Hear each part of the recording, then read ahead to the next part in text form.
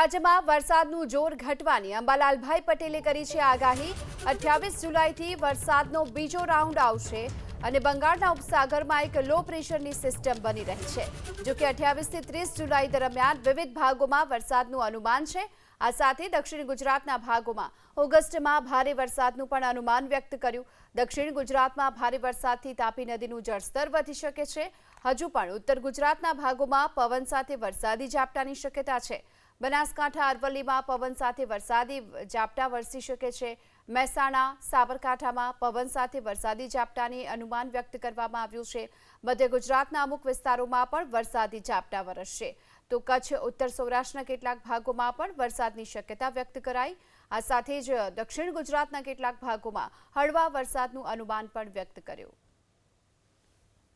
હવે તારીખ 27 સુધીમાં રાજ્યના ભિન્ન ભિન્ન ભાગોમાં વરસાદની શક્યતા રહેશે, પણ હળવા ભારે વરસાદી ઝાપટા પડવાની શક્યતા રહે।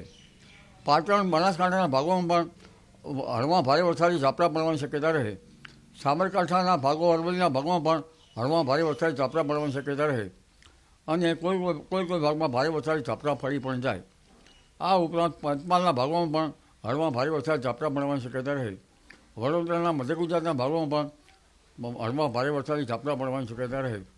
પરંતુ તારીખ 28મી જુલાઈથી મોન્સૂન ધરી ઉત્તર તરફ ખસતા અને સિસ્ટમ ઉત્તર તરફ ખસતા વરસાદનું જોર ઘણું ઘટશે અને ઘણા ભાગોમાં સૂર્ય લગભગ દિવસ ખુલ્લો થતો પણ જણાશે।